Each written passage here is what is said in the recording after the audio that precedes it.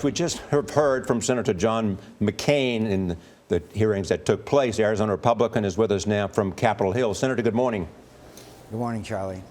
So looking at the response you've heard so far from Janet Napolitano as well as the Secret Service, what's missing here in your assessment?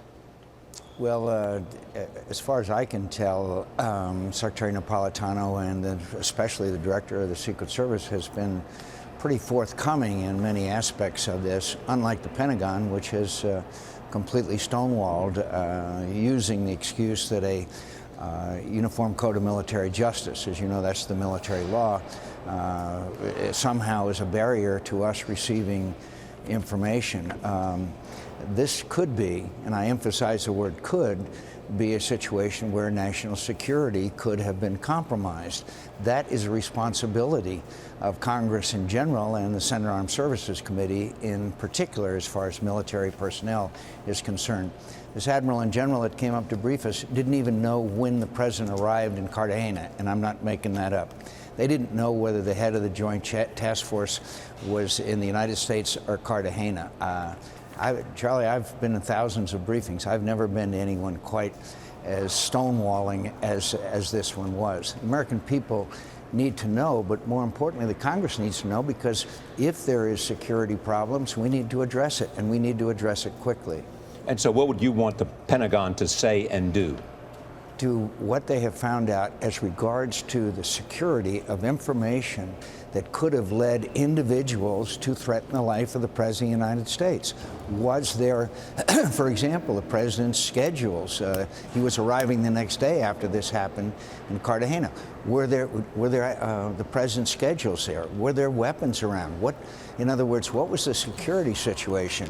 As far as the behavior part of it is concerned, that's another issue. They do have their rights, but we also have to address the situation as to whether the President's security was compromised. In terms of that behavior, Senator, as we just heard from Bill Plant, there is some talk about supervisors being aware of past rule breaking. And then I'm hoping that you just heard the report from our reporter out in Seattle, what he found about similar behavior a year ago in El Salvador. Have you heard of any past behavior that is like what we saw in Colombia?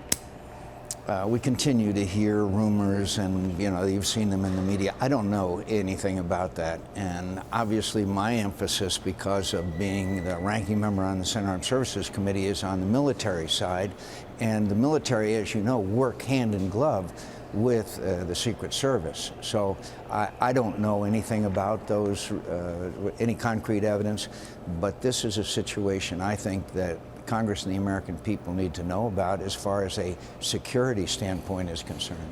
Senator, as you know, the Supreme Court is holding hearings on the Arizona's immigration law. You have said that bill came out of necessity. Senator Schumer has said it's an assault on the domain of the federal government. Do you expect the Supreme Court to rule it unconstitutional? I don't know. I understand from the questioning that at least parts of the law seem to be legitimate in their ideas. But long ago I've learned not to trust what the questions the Supreme Court asks. But there is one thing that's clear, because I am a citizen of the state of Arizona, is there was extreme frustration about the fact that our border was not secured, that we had drop houses in Phoenix, that we had drugs that came across our border up to Phoenix and distributed throughout the country. Phoenix was a distribution, and is the distribution point for drugs throughout the country, and there was great frustration when we have Border Patrol agents killed with weapons that were used in Fast and Furious, and people not feeling secure in their homes. You can understand, I hope, over time, the frustration the people of Arizona felt, which then triggered the action of the legislation they passed. Senator McCain, thank you very much for joining us this morning.